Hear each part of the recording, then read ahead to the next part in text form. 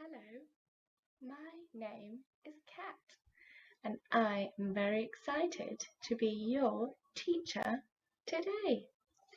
We are going to read a story all about a birthday party. For this lesson, you will need some tissue paper, bubbles, balloons, a blanket, a noisy toy, some shaving foam, and a cupcake case. Press pause whilst you get things ready.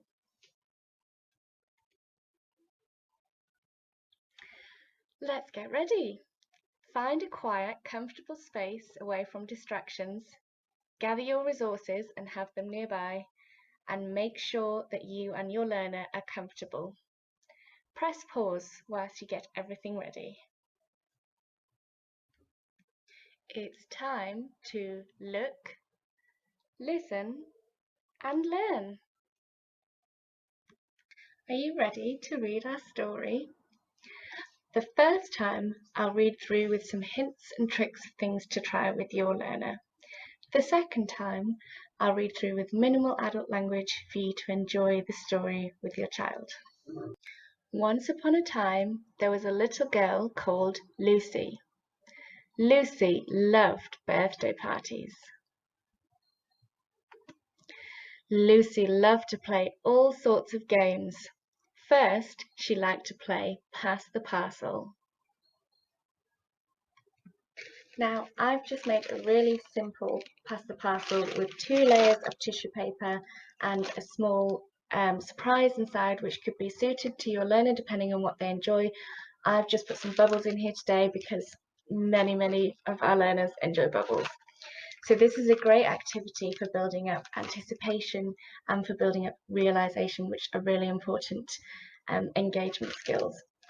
So what you can do is you can start off the activity modelling how to open it, have your turn first, and then pass it on to the learner. So I would show lots of excitement, lots of anticipation yourself, modelling those skills you want to see, opening up the layer, the first layer. What could it be? What could it be? Building up that anticipation with your body language, with your facial expressions, and with your language. Then you want to pass it to the learner. Perhaps they might need some assistance in opening it. Perhaps you want to help them hand over hand. Perhaps they will be able to open it themselves. And again, you want that realization that it's their turn, then it's your turn. And you want that anticipation of, oh, what's going to be inside?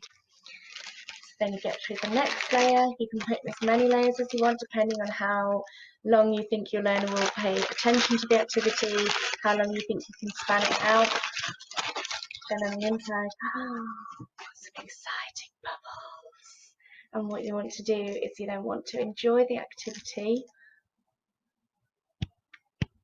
with the learner to reward all of those wonderful anticipation and realization skills that they've shown you. Then she loved to play Bounce the Balloon. So for this activity, you want to have your balloon already blown up, and the game is just to try and keep the balloon off the ground with your learner. Now, there's lots of different things that you can do with this activity. You could simply be exploring the balloon, listening to it, touching it. You could put rice inside it to make it more of an auditory experience. And you really want to be looking for those exploration skills with the balloon.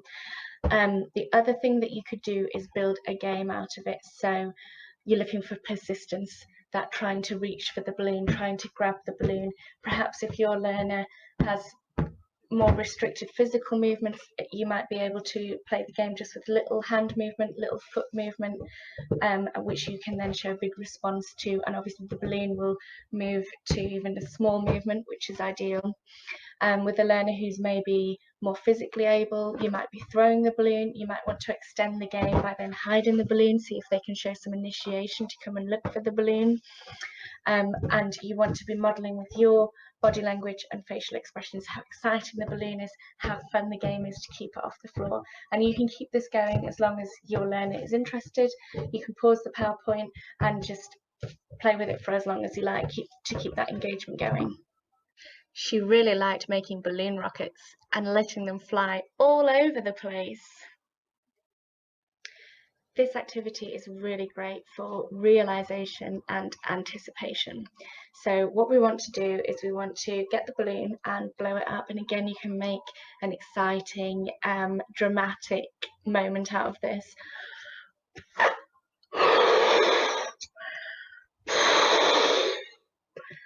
And then what we want to do is we want to hold it. Again, this is something you could model initially for your learner and then pass over to them so they know what the expectation is and they're comfortable with what you're asking them to do. And then you're going to go 1, 2, 3, and let it blow away. So this is a really great one to learn with use with all kinds of different learners. If you have learners with restricted physical movements, I find that it could be really great just to tuck it in between 2 fingers, or maybe if you have a tightly clasped hand, you can tuck it in there, and then only the slightest movement is needed for them to release the balloon, but they are then in control of it and they're getting that cause and effect and that realization that it's them that's causing the balloon to go off. You can also build loads of anticipation into this activity. You know, you blow the balloon really big, so you know that it's going to fly really far, and then you do a big countdown, 3, 2, 1. Perhaps you could even build in some vocalization from your learner, so when they vocalize or when they say go, you could then let go of the balloon or help them to let go of the balloon, so that again they're getting that realization that they're causing the excitement of the balloon. Don't feel like you have to use lots of language in this activity. It's very visual and it's very exciting on its own, so language sometimes can detract from the activity, so it can all be non-verbal. You could blow the balloon up, then just use the words 3, 2, 1 and watch the balloon go together to model what your expectation is. She always played hide and seek. Hide and seek is a wonderfully engaging activity and game, which is really simple and requires very minimal equipment. So all you need is a blanket. Again, like with the other activities, I would initially model it first.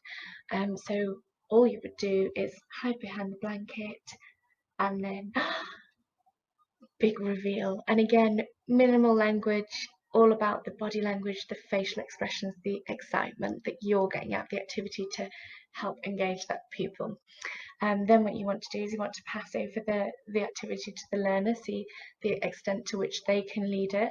Perhaps if it's a learner with restricted physical movements, you might want to put the blanket in their hand so that any movement they have, you can sort of help them bring the blanket down off their face.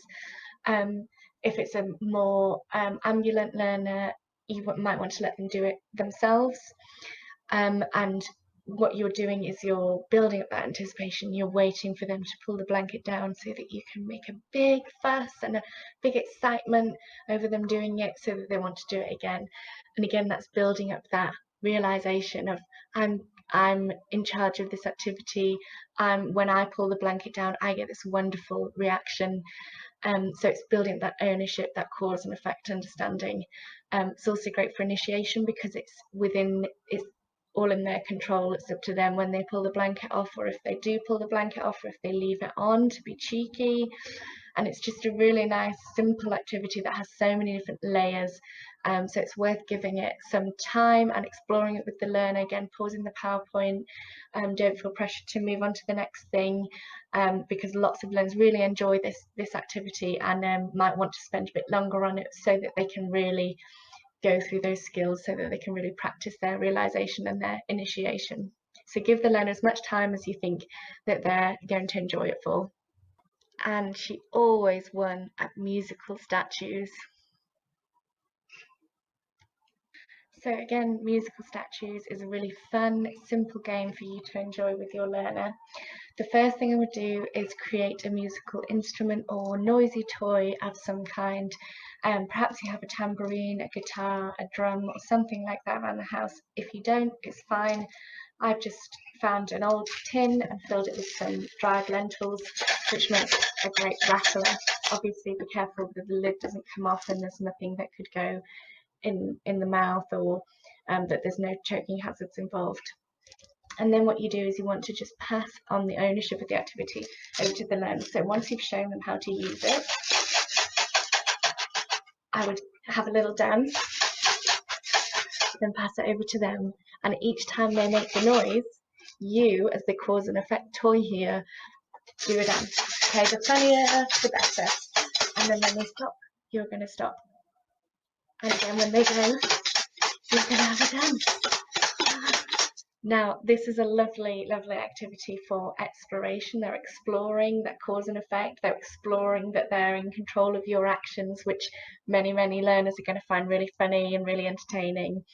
And they're also practicing their realization. They're realizing that when they do this, they get that response from you, which is very exciting. It's very empowering for them. And again, it's that cause and effect, it's that realization and that exploration, which are really important skills for learning. So the funnier and the bigger the dancing, the better, just to really reinforce that cause and effect and that response. But most of all, she liked to eat cupcakes. Now, this next activity can get a little bit messy, so if you would like to put an apron on your learner and on yourself, that's absolutely fine. What we're going to do is we're going to make a shaving foam cupcake. So you need a cupcake case and you need some shaving foam. Give it a shake. And again, this is something you can do with your learner. You don't have to have it pre-prepared. The whole activity, you can build up anticipation, you can build up excitement. And then you're just going to make a little. Give it another shake. A little cupcake there of shaving foam. Then, this is where the fun begins. We're going to splat the shaving foam after a countdown. You can do this with hands, and lots of learners will love to just do it with their hands because they'll love to feel the texture and explore the texture of the shaving foam. Or if you have a learner who's perhaps a bit more tactile defensive or would rather have a spoon, then you could use a spoon. So what we're going to do is we're going to build up that anticipation, going to build up that excitement. We're going to go 3, 2, 1, and splat! And we're going to splat it everywhere. So this activity is really great for just building up learner enjoyment and engagement, persistence. Perhaps they're going to have a few goes to splat it properly. Perhaps they're going to just do little movements if they're restricted in their mobility. But again, that's a case of big excitement and big responses to all of their attempts at splatting the cupcake. And it's about learner initiation. It's about them initiating the splat, them having that very visual tactile reward.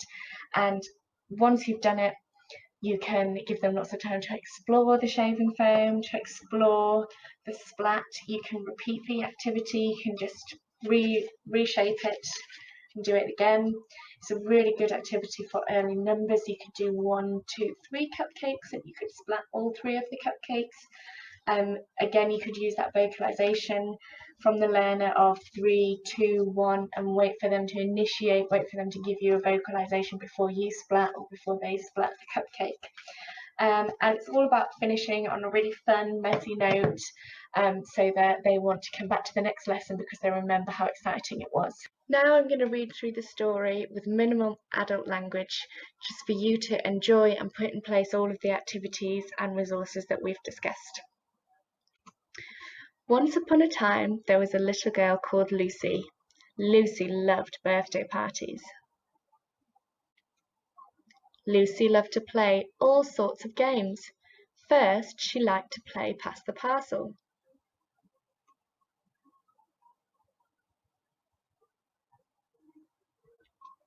Then, she loved to play Bounce the Balloon.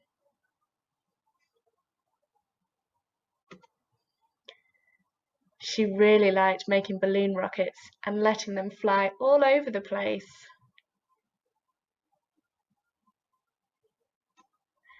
She always played hide and seek.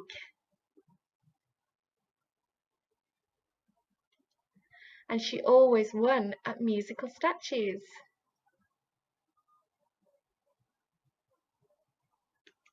But most of all, she liked to eat cupcakes.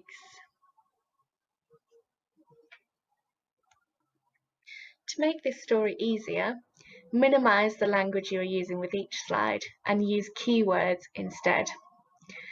Spend longer on each activity to allow the learner to engage and explore on their own terms. To make it harder, repeat the story a few times and see if the learner can predict what's going to happen next. Show the learner the images and slides and see if they can lead the activity themselves. There are lots of party-related ideas to try. Why not decorate a party hat, make your own streamer, or make some real cupcakes to try? If you'd like to, please ask your parent or carer to share your work on Instagram, Facebook, or Twitter, tagging @OakNational and #LearnWithOak.